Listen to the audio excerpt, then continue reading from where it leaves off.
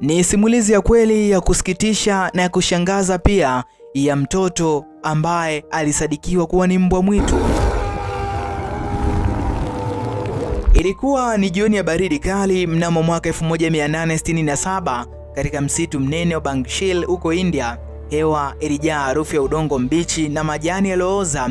Wawindaji watatu walikuwa wakitembea kwa kunyata, macho yao yalisaka dokezo lolote la mnyama wa kitoweo kwa ajili ya familia zao zilizokuwa zikihangaika kwa njaa.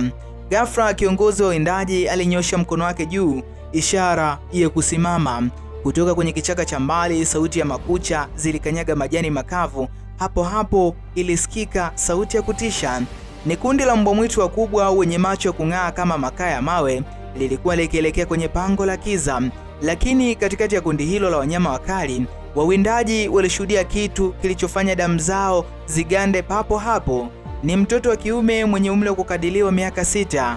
Alikuwa akitembea kwa miguu minne, yani miguu na mikono.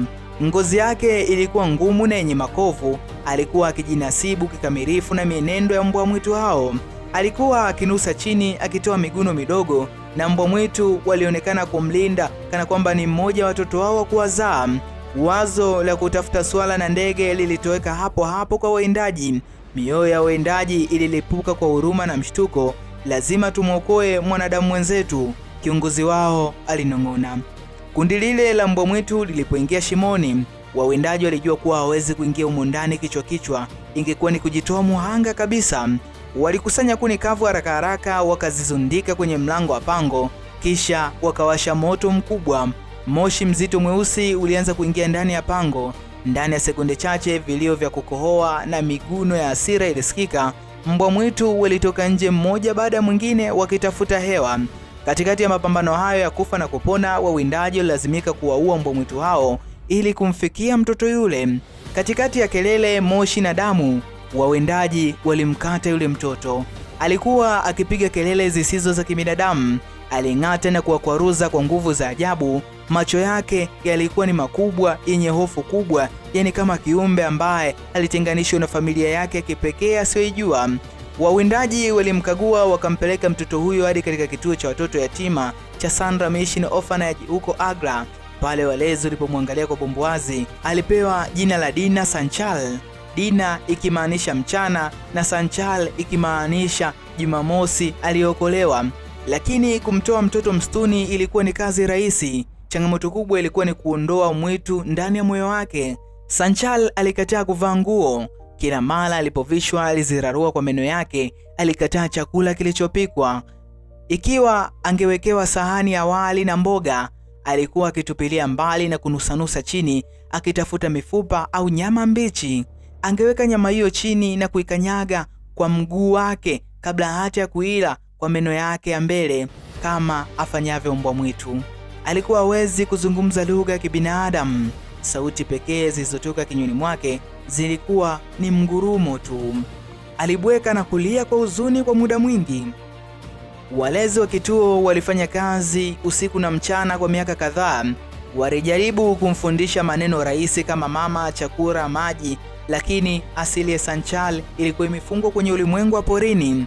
Hakujifunza neno hata moja la kibinadamu katika maisha yake yote. Baada ya miaka karibuni 20, mabadiliko pekee yaliyotokea ni kwamba Sanchal alijifunza kusimama kwa miguu miwili. Ingawa alitembea kwa shida na kuyumbayumba, alikubali kuvaa nguo za sanda kwa shida. Hata hivyo, upweke wake ulikuwa mkubwa. Hakupenda kujumuika na watoto wengine. Alijiona kama mgeni katika ulimwengu usio wake.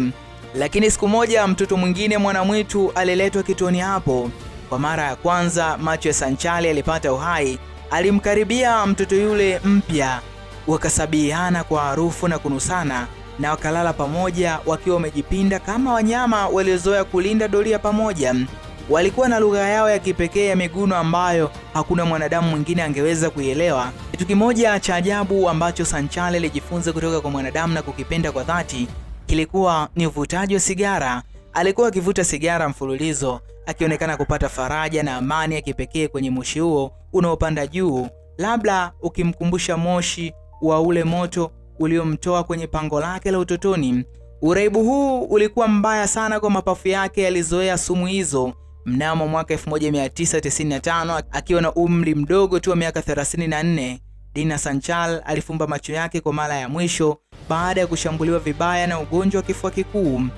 Alikufa akiwa hajawahi kujua maana ya kuwa binadamu, akiacha dunia akiwa na maswali makubwa. Je, utu wetu upo kwenye damu yetu au upo kwenye mazingira yanayotulea? Sanchal alizaliwa kama mwanadamu, lakini alikufa moyo wake ukiwa bado kwenye msitu wa giza wa Bangshal, akikumbuka mbwa mwetu chini ya mwanga wa mwezi mpevu. Mimi ni Paul Kanuti, kijana historika.